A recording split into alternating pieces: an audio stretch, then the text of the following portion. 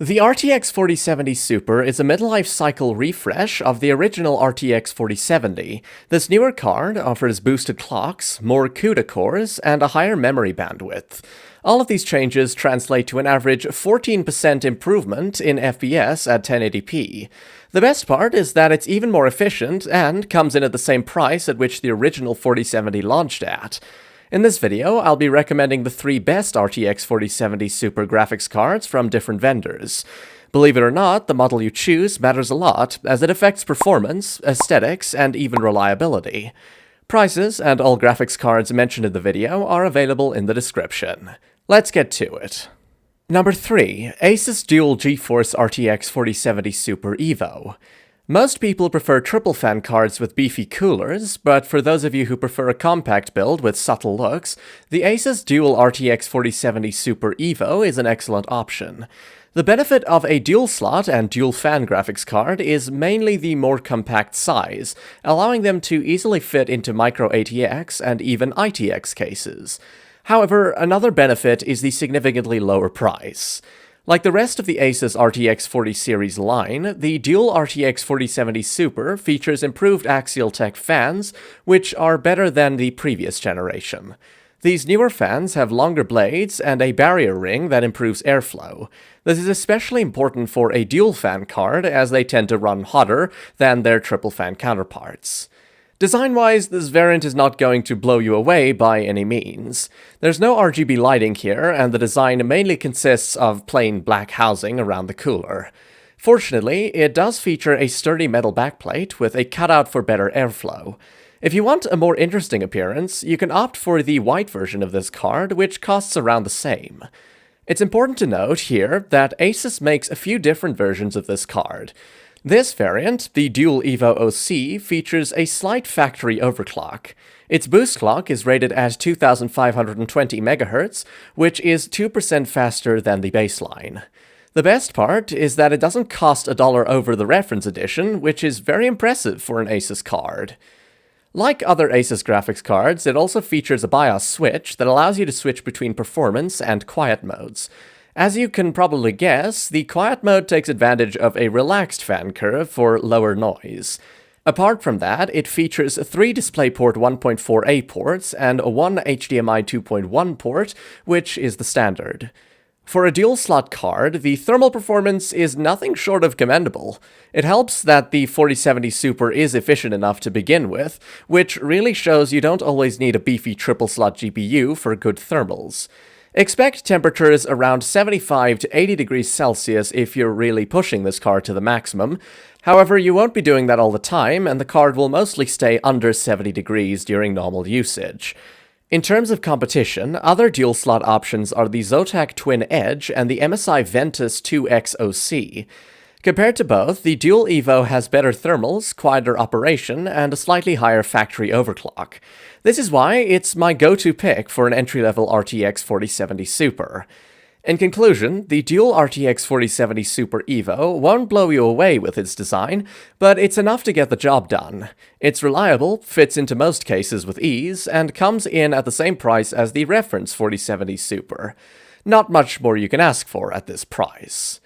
To sum up, what I like is that it costs the same as the reference 4070 Super, the decent thermal performance for a dual-fan card, and the compact size. On the downside, generic and uninteresting design, and there's no RGB lighting. Number 2. Asus TUF Gaming RTX 4070 Super. Most Asus products tend to be on the pricier side, but they also make more value-focused peripherals and components that are branded with the TUF badging. The TUF Gaming RTX 4070 Super is a great choice, as it delivers a phenomenal experience without the usual pricing you expect from most higher-tier graphics cards. It's an especially enticing choice when compared to Asus's other RTX 4070 Super cards, especially the ROG Strix variant. Considering how the Strix 4070 Super costs a whopping $150 more than the baseline right now, it's hard to recommend. At that $750 price, you're very close to the price of the RTX 4070 Ti Super. Instead, the wiser decision is to go with the TUF Gaming variant. The differences between the two cards mostly come down to design, as the Strix version has more RGB and aggressive styling. Other than that, both feature beefy cooling solutions, a triple fan design, and a durable backplate. The price difference between the two is a bit significant, which is why I prefer the tough gaming version as a better value for most people. Compared to the last generation, the Tough Gaming 3070 Ti, this new card features 3 redesigned axial fans that have larger blades and better internals. This means that they propel up to 20% more air than the last generation, which translates to excellent thermal performance. Appearance-wise, this card has more styling than the entry-level 4070 Supers out there. You get a Tough Gaming badge at the side, along with a subtle RGB zone underneath it. As this is an Asus card, it's compatible with their Aura Sync RGB software. This allows you to seamlessly sync the RGB lighting effects with all your components as long as you have a compatible Asus motherboard. The card features a bulky look that's synonymous with the Tough series, and the backplate has a small cutout that provides airflow to the GPU die. Its dimensions are 30 by 14 centimeters, and it weighs 1,178 grams. Like most high-end graphics cards, it's a triple-slot card with 3 DisplayPort 1.4a ports and 1 HDMI 2.1 port. Next to the power connector, you'll find a dual BIOS switch that allows you to switch between performance and quiet mode. By default, the card runs in performance mode. Quiet mode enables a less aggressive fan curve with quieter operation at the cost of slightly higher thermals. Speaking of which, the thermal performance on this card is highly respectable. It has a gigantic design with a beefy cooler underneath, which allows it to have much lower temperatures than the competition. Expect around 70 degrees Celsius in a mid-tower case with a couple of fans. As for the competition, the MSI Gaming X Slim and Gigabyte Eagle OC are the closest alternatives. All 3 cards cost around the same, so it comes down to which design you prefer the most. However, I will say that the Tough Gaming OC is the quietest and coolest of the bunch, thanks to its gigantic design. This is why I prefer it over those options at its price point. To sum it up, the Tough Gaming RTX 4070 Super is a fantastic option for high-end builds.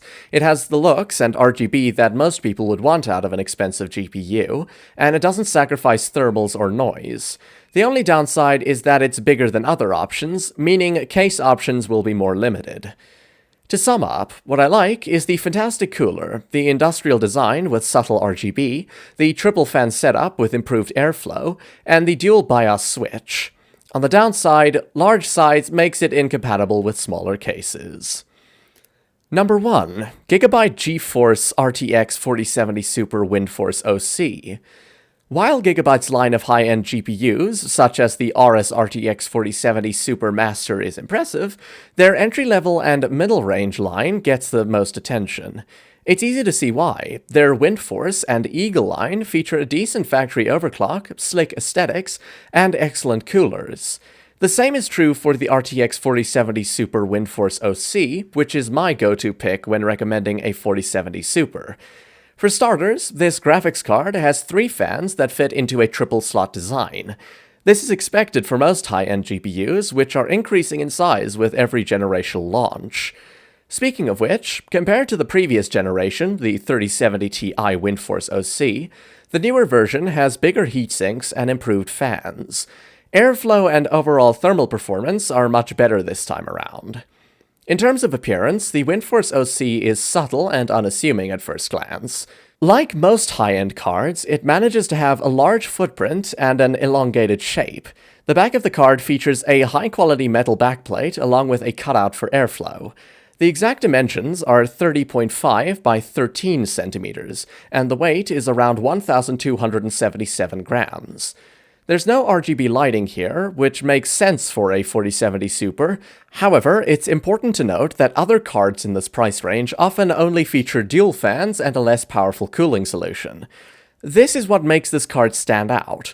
Gigabyte is using their 3x Windforce solution for cooling, with 8 heatsinks for VRM circuits and memory chips, and 3 powerful fans. You'll also find a BIOS switch on the back, which allows you to switch from the default BIOS, titled BIOS OC, to BIOS Silent. The latter uses a less aggressive fan curve, which translates to quieter operation at the cost of slightly higher temperatures. If you're interested in numbers, this variant of the 4070 Super does come with a slight factory overclock. The boost clock is rated at 2505 MHz, which is slightly faster than the reference version 2475 MHz. However, the display out ports remain the same, with one HDMI 2.1 port and three DisplayPort 1.4a ports. Thermal performance is respectable as it runs slightly hotter than Gigabyte's own gaming OC and Aero variants. In a mid-tower case with a couple of fans, temperatures will likely never cross 75 degrees Celsius at full load, which is respectable for a card of this caliber. In terms of competition, the MSI Ventus 2X and Zotac Twin Edge immediately come to mind. The main thing both those cards have going for them is the slightly cheaper price. However, the Windforce OC has 3 fans instead of 2, and a beefier cooler. Seeing as how it's not that much more expensive, Gigabyte easily takes the win here. The best part about this card, and the reason I like it that much, is because of its price and warranty. It costs around the same price as the reference version of the 4070 Super direct from Nvidia, and with a simple online registration, you can extend the standard 2-year warranty to 4 years. In conclusion, this card has excellent thermal and acoustic performance, a slight factory overclock, and a great price. It's an excellent choice for those who want fantastic performance without overpaying for extra bells and whistles, and my choice for the best RTX 4070 Super variant. To sum up, what I like is the affordable price, the extended 4-year warranty, the triple fan design with excellent thermal performance, and the dual BIOS switch. On the downside, there's no RGB. Thanks for watching! Remember, you can check the price for each card mentioned in the description below. And if you're interested in more PC building suggestions and hardware reviews, be sure to check out more of my videos. Before you go, please don't forget to like this video, subscribe to stay updated, and let me know your opinion and suggestions in the comments. See you in the next one.